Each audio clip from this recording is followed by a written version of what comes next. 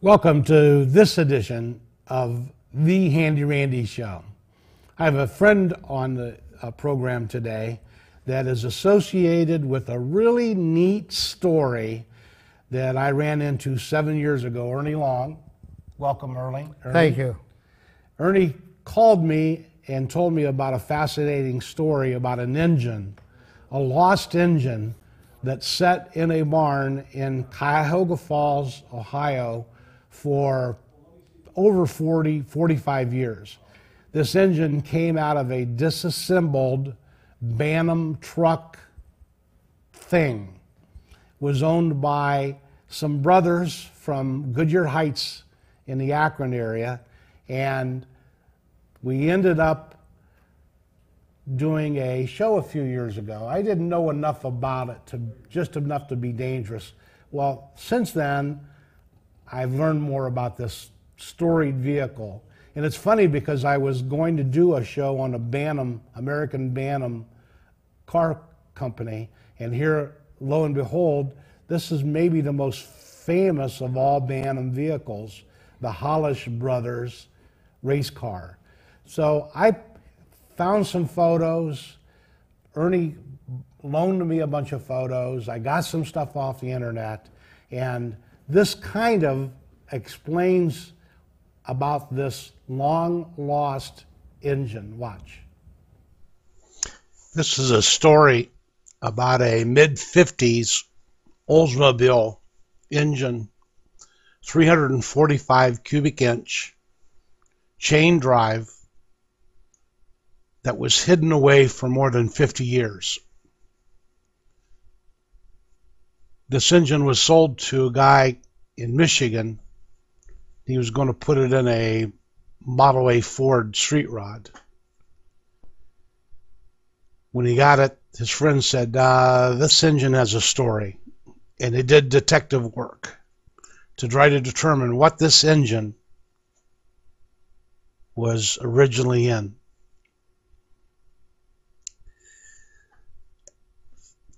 They tracked down a guy named Ernie Long. He's the guy standing next to this dragster. Jibbs Chandlin was the driver in that car. All they had to go by was a picture of this engine, trying to determine what this engine was in. They went back to old hot rod magazines and they came across pictures like this. They saw the miscalculation, pictures like this in the early 60s. And sure enough, through great detective work, they found a guy from Goodyear Heights, actually three brothers from Goodyear Heights, the Hollish brothers. And this was a famous race car. Wasn't always that Bantam truck body. This is the early stages of the miscalculation. And this is a picture of the miscalculation at Detroit in 1959, going against the Singer race car. This is a picture of the early miscalculation at Akron Airport. I'm becoming more and more of a Ohio history buff. And I'm a little bit young to remember the racing that took place at the Akron Airport, but I am also working on putting together a memorial plaque there because of people just like Ernie Long that participated in a racing event that took place there back in the early 50s, yes. all the way through the early 60s. Exactly. Now you became friends with these three brothers from Goodyear Heights. Tell us the story, Ernie. Well, they had a car that they took over to the drag races, and they had just finished it, and it wasn't an up-to-date car, something that really would run hard. So they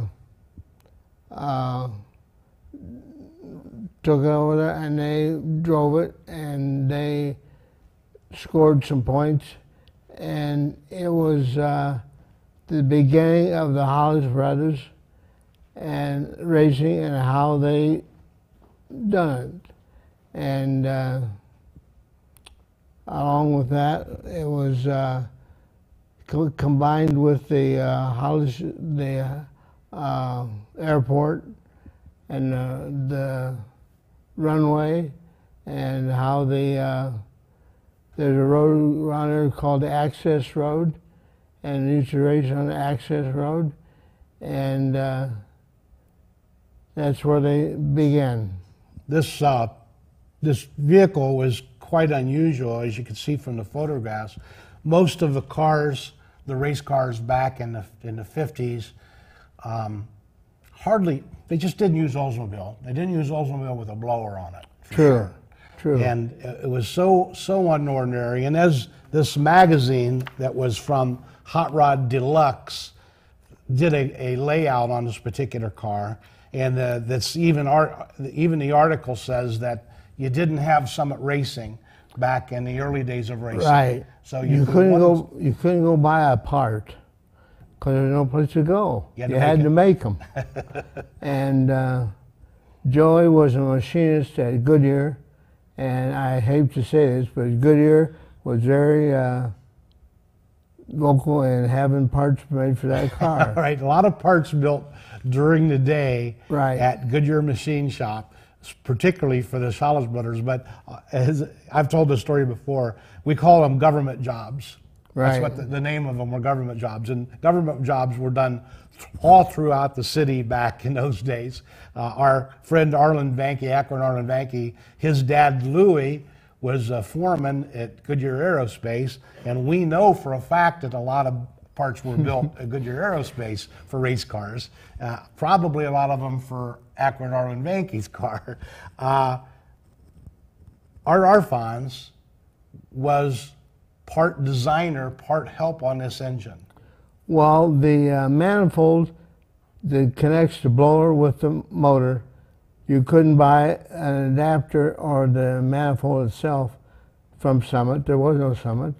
So really people had no idea of how to build it. So Joe, which was the elder brother, he made one out of cardboard and took it into work and gave it to Jan Holmes.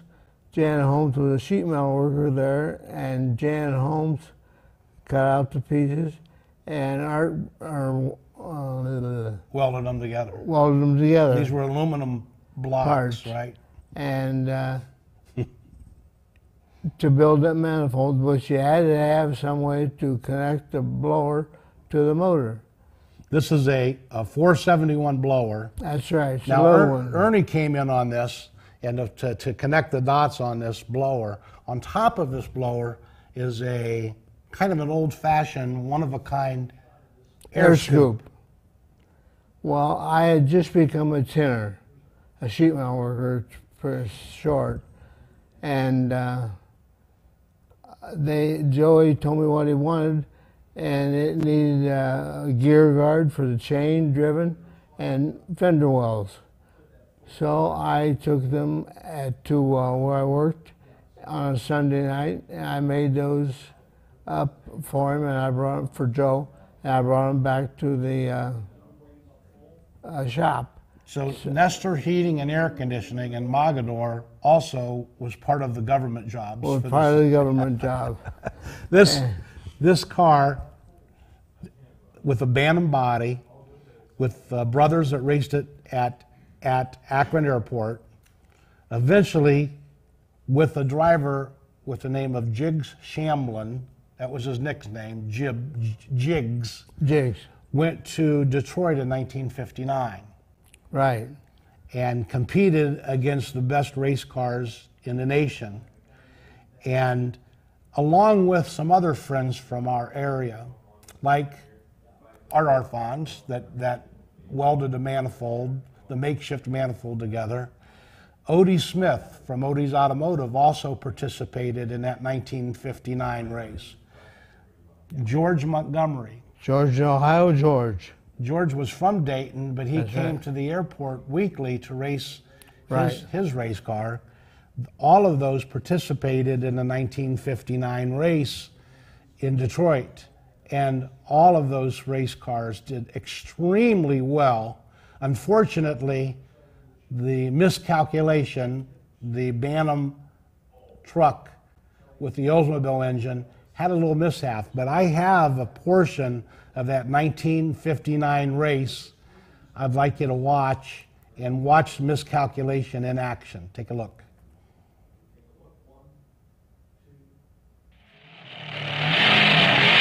Herman Moser in his Ramrod getting off to a slow start. Two beautiful alternates, the red coupe from Texas dusting off the bronze entry from Ohio.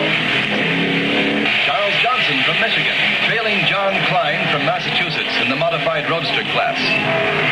The very fast Hollish Brothers competition coupe with Jiggs Shamblin from Ohio taking a terrific lead. Rod Singer from Texas eliminates Bill Tibbles of Ohio and takes another step up the ladder. The crowd waits anxiously for the runoff of the little eliminator to get underway. And there goes George Montgomery of Dayton, Ohio.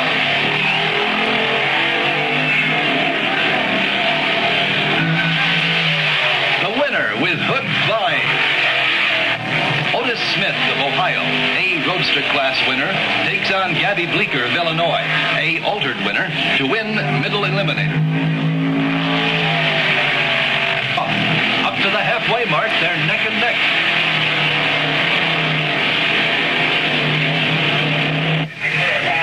And coming into the tracks is Rod Singer way out in front. Bad luck for Jiggs Shandlin, who dropped the clutch in the Hollish Brothers' beautiful competition coupe. On the starting line, the Green Monster, 1945 Allison powered dragster with much go. And there's the flag. It's Bill Smith getting on the big green sign. He approaches the quarter mark of the strip, going wild up to halfway. He's on it and into the three-quarter. He's really coming on and into the traps with a top time, a top contact time of 170.45 miles per hour. 170.45 miles per hour with the top time of the meet. To the beautiful Otis Automotive Special of Akron, Ohio, goes the trophy for middle eliminator.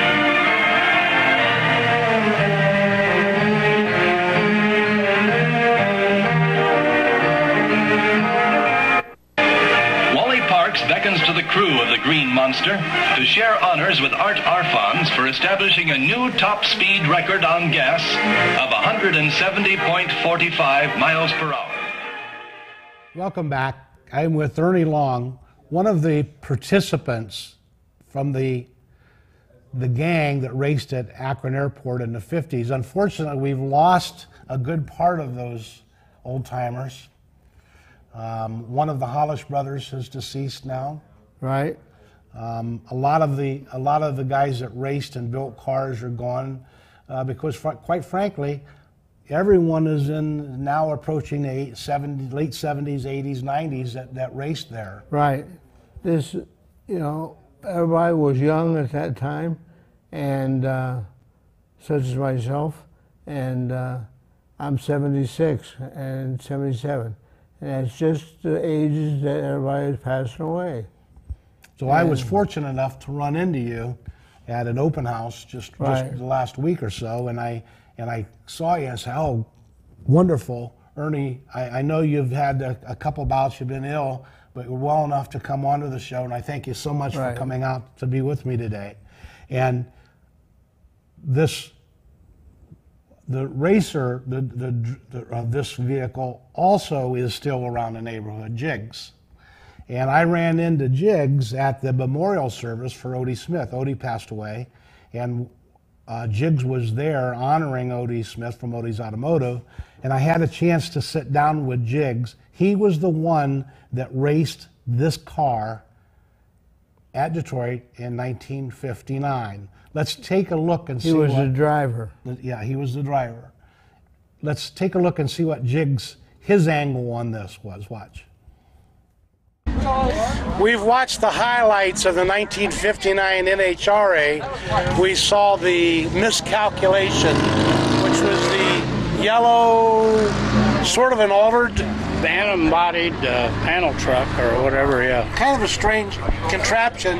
Had a blower on an Oldsmobile engine. 345-inch Olds, yeah. 471 blower, yeah. Jiggs Shanlin, one of the champions from our area, and even predated Odie's championship. You were racing out in the Great Plains earlier. Yeah, Kansas City in a Chrysler-powered 29 Roadster.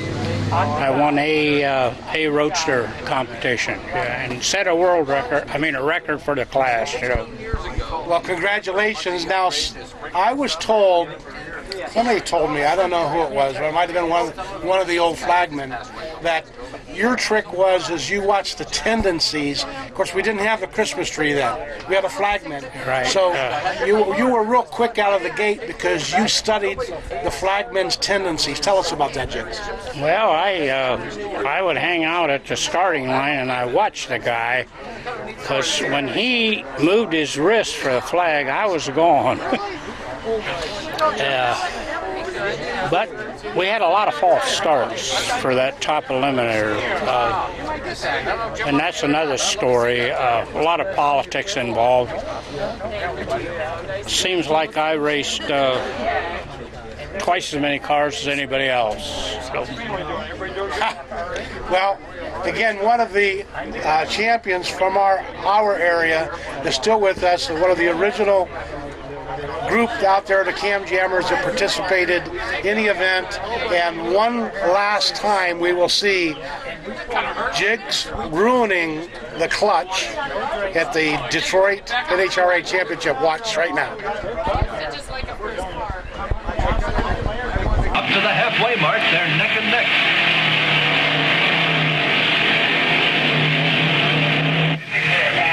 And coming into the tracks is Rod Singer way out in front. Bad luck for Jiggs Shanlin, who dropped the clutch in the Hollish Brothers' beautiful competition coupe. Segment 4 in 5, 4, 3. Jiggs explaining the clutch issue. Well, when we were racing, Wally Parks was the head of the NHRA, and he could not see a Bantam or an A competition coupe win top eliminator. So he, you'd cross the finish line, and he would say dead heat. You'd bring your cars back and do it again. And dead heat, bring it back, do it again. 4 times we run for the trophy and lost. And so on the final run, Jiggs was, every time we would go to look for Jiggs for driving, he was down there leaning on a fence watching the starter. That's when they had the flagman didn't have the eyes, and the flagman would, when he'd pull 2 flags, one he'd point to you and one he'd point to the other, and he'd pull this one here for go. And Jiggs would watch his, didn't use a t-shirt because they roll up their pants and put the cigarettes up here. And Jiggs would watch him and watch him and watch him. And when his muscles would tighten up, he knew to go, and Jiggs would actually beat the clock, beat the flag, by just anticipating and get him going. So that's what Jiggs would do. So you'd always, or the most part of the time, you're always quick out of the gate. Yes. Now, another thing that Jiggs explained to me, not only I didn't know about these dead heats that they were calling, but also back then, the flagmen, sometimes they would have false starts. So they would call the cars back over and over and over again with false starts. All the while, this clutch in this Oldsmobile is getting more and more beat up. So as Jiggs said, you raced 3 times more times than anybody else in your class. That's right. So politics, just like today, played part of this. And let's go back and see that unfortunate event. And I kidded Jiggs about he blew up the clutch, but now we know the rest of the story. Good. Good. Hold it. Okay.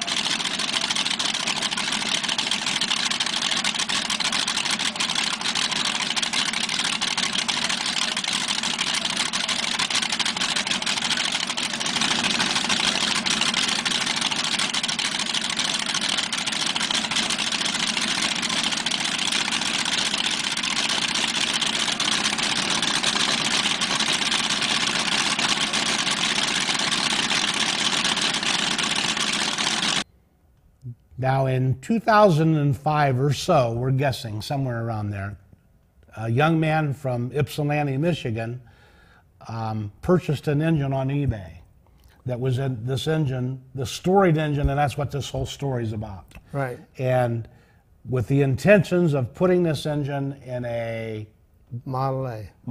Street Street. rod. Right. Street rod. And so the engine ended up in Ypsilanti. I think Todd and his friends all looked at this and said, wait a minute. This is a unique engine. There's got to be a story. It has history. And it has history. That's what they said. So they did a lot of detective work, and they had to do a boatload. And they purchased magazines like Hot Rod Magazine, but not 2010 editions, no. They purchased 1959 and 1960 editions of Hot Rod Magazine and went through these magazines searching for traces, hints of where this engine came from. And because of your unique air scoop. Well, that's the only thing they had, because Todd called me and to introduce himself, and we talked for 4 hours on the phone.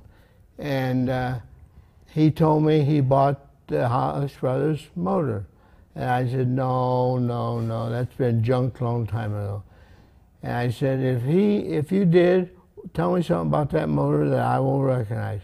He said, I was under the impression that you built the blower scoop. And it's on there with moon eyes on both sides of it. And I said, I'll be darned. And sure enough, he paid $1,800 for it and towed her back to Michigan. And since then, he built the car as it sits today from scratch with photos and me telling him and some other people telling him what to do, how to do this and how to do that, and dimensions. And he found another Bantam truck body. That's right. In Philadelphia, you said. Just outside Philadelphia. And he went and got it, and he cut it up and made what is existing today. And the reason originally the Hollis Brothers trucks there was a red one and primered, looked like a gray one, but they ended up with yellow. And that true is the story. Well, there was a guy that hung around the garage down on Barger Street, and he worked at where they repair buses. And we didn't have enough money for paint. So he said, I will drop you off a gallon of National School Bus Yellow. And that's what they'd done. They repaired buses, school buses. And so he dropped us off a gallon of National School Bus Yellow, and that's how it come yellow.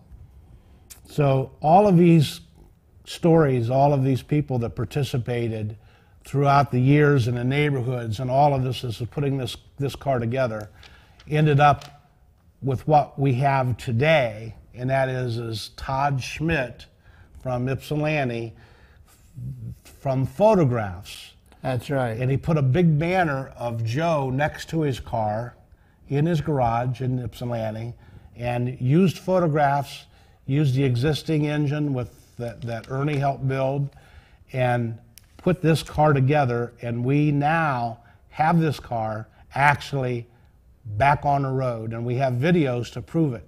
Watch.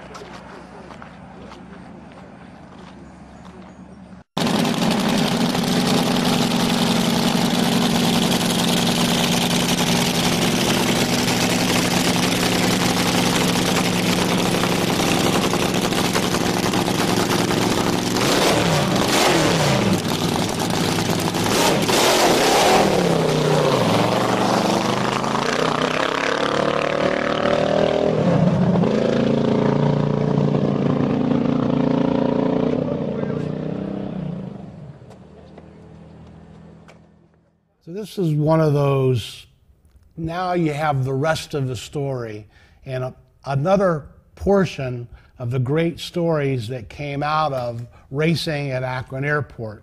I want to thank Ernie Long for joining us today and giving us firsthand views of what went on.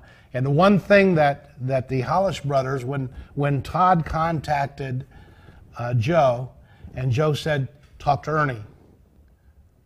That's right.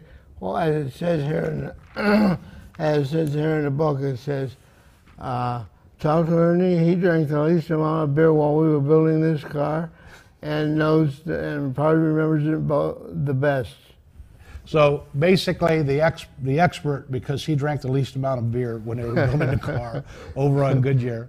And other stories that tied into this, and the Bantam story that we'll do some other time. It's all great history.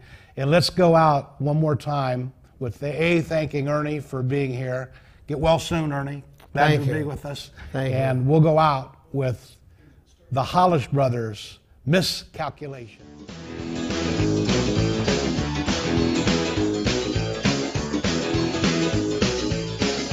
Rolling down Highway 95, sailing through a hometown countryside. I move on over, stand aside my cruise control and overdrive. Need to take my baby for a ride. Ooh, she like a smooth stretch of highway. Ooh, like a cool summer breeze. If my motor's running right, or we might lose control tonight. Got the shape I love to squeeze.